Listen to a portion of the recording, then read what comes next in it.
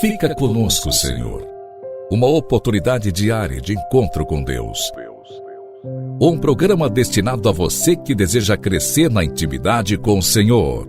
Um momento de súplica, reflexão e escuta. Fica conosco, Senhor. Apresentação: Padre Gilson Jardene.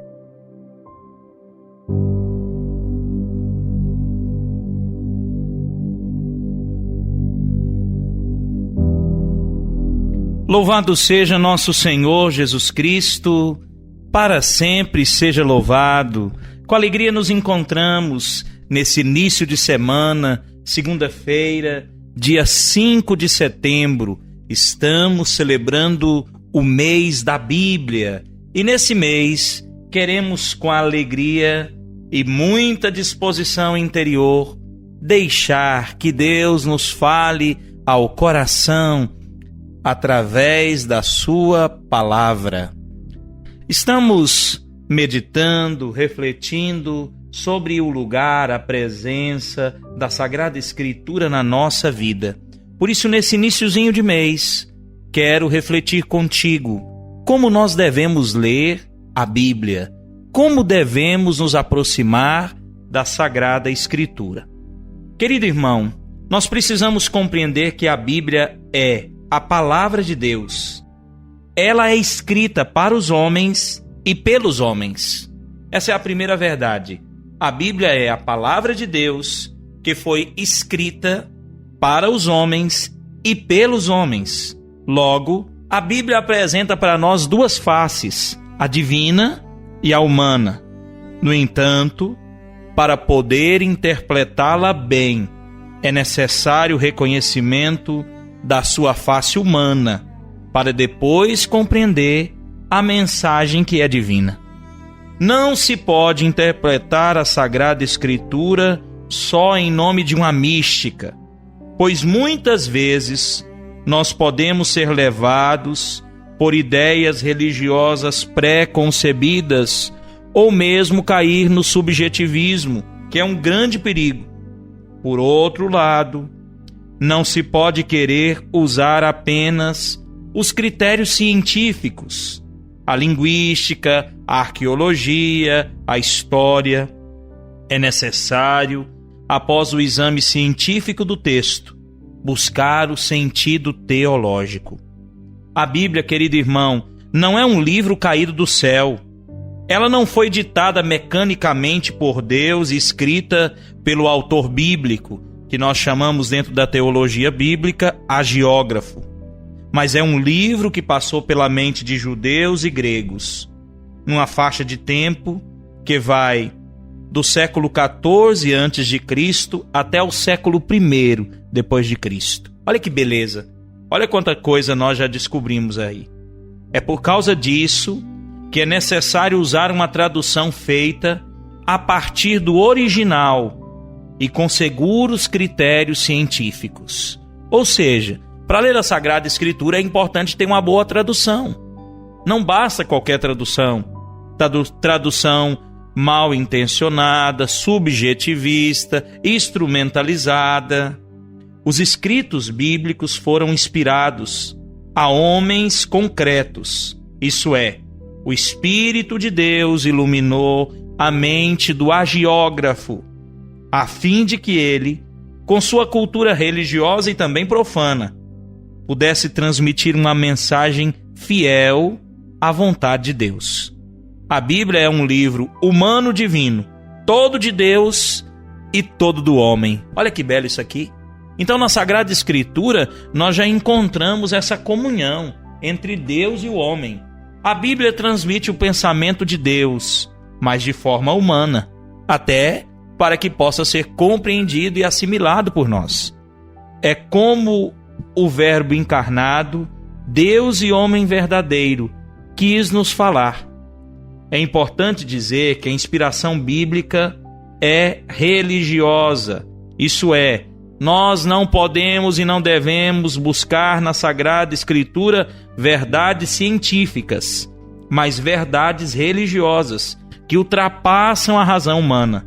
O plano da salvação do mundo, a sua criação, o sentido do homem, do trabalho, da vida, da morte. Não há oposição entre a Bíblia e as ciências naturais. Ao contrário, os exegetas, que são os estudiosos da Bíblia, usam das línguas antigas, da história, da arqueologia e outras ciências para poder compreender melhor aquilo que os autores sagrados quiseram transmitir. Mas é preciso deixar claro que a revelação de Deus através da Bíblia não tem uma garantia científica de tudo que nela está escrito, contido. É inútil pedir à Bíblia uma explicação dos 6 dias da criação, ou da maneira como podiam falar os animais, como no caso da jumenta de Balaão. Lembra dessa passagem? Esses fatos não são revelações, mas tradições que o autor sagrado usou para se expressar. A própria história contida na Bíblia não deve ser tomada como científica. O que importa, insisto, isso é muito importante, é a verdade religiosa, que Deus quis revelar e que às vezes é apresentada embutida numa parábola ou numa figura de linguagem. Veja, querido irmão, se nós nos aproximarmos da palavra de Deus, e é o que eu estou refletindo com você hoje, como nós devemos ler a Bíblia, se nós aproximarmos com essa clareza, nós vamos, com certeza, escutar Deus que nos fala através da Sagrada Escritura. O mais importante é entender que a verdadeira leitura bíblica deve sempre ter em vista a finalidade principal de toda a Escritura Sagrada, que é anunciar Jesus Cristo e dar testemunho da sua pessoa.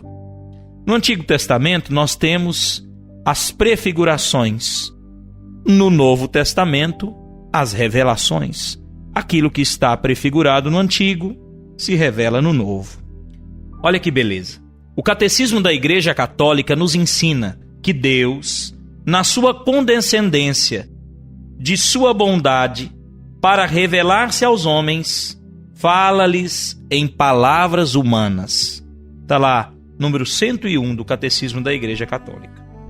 Através de todas as palavras da Sagrada Escritura, Deus pronuncia uma só palavra, seu verbo único, no qual se expressa por inteiro.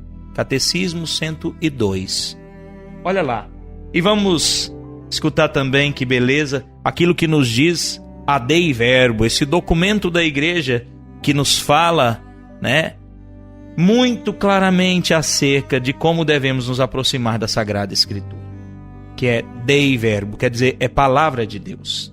Com efeito, as palavras de Deus, expressas por linguagem humana, tal como outrora o Verbo do Pai Eterno, havendo assumido a carne da fraqueza humana, se faz semelhante aos homens.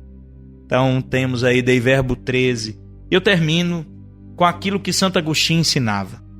É uma mesma palavra de Deus que se ouve em todas as Escrituras, e um mesmo verbo que ressoa na boca de todos os escritores sagrados. Ele que, sendo no início Deus, junto de Deus, não tem necessidade de sílabas, por não estar submetido ao tempo. Então isso que nos ensina Santo Agostinho, refletindo no Salmo 103. É uma mesma palavra de Deus.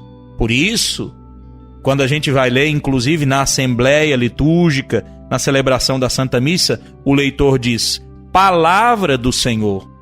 Não como muitos até querem, palavras do Senhor. Não. Palavra do Senhor. É uma mesma palavra de Deus. O padre, quando termina de proclamar o Evangelho, o Santo Evangelho diz, palavra da salvação. É uma mesma palavra de Deus que se ouve em todas as Escrituras. Então, deixo a você essa reflexão nessa segunda-feira, essa catequese. Espero que esteja sendo de valia para você e convido, se você tem gostado de acompanhar conosco nesse mês da Bíblia, essas catequeses bíblicas que tenho feito, inclusive usando como texto base, viu? O livro do professor Felipe de Aquino, a Sagrada Escritura, da coleção Escola da Fé. Então, se você tem gostado, partilhe, compartilhe. e faça chegar mais longe essa reflexão que pode nos valer, né, de maneira especial nesse mês de setembro que a igreja dedica à Sagrada Escritura. Quero terminar, antes de te dar a bênção, com uma curiosidade bíblica. Uma coisa que nos chama a atenção sempre na Sagrada Escritura são os personagens bíblicos. E hoje eu quero trazer para você sobre Arão. Arão, que é um personagem lá do Antigo Testamento na Sagrada Escritura. Quem foi Arão? Arão é o irmão mais velho de Moisés. Ambos, assim como Míriam, Maria, sua irmã, eram filhos de Amirão e de Jocabede, da tribo de Levi. Como Moisés alegasse não ter facilidade de se expressar ao ser chamado para livrar os israelitas da escravidão do Egito, Deus ordena que empregasse Arão na tarefa de falar ao povo e também na presença do faraó. Então, nós trazemos aí hoje essa curiosidade bíblica acerca de Arão, irmão mais velho de Moisés e de Míriam, de Maria, né, que nós encontramos na Sagrada Escritura. Então, deixo a você minha bênção nessa segunda-feira, um forte abraço e o desejo de novamente te encontrar amanhã, quando continuaremos essa nossa reflexão.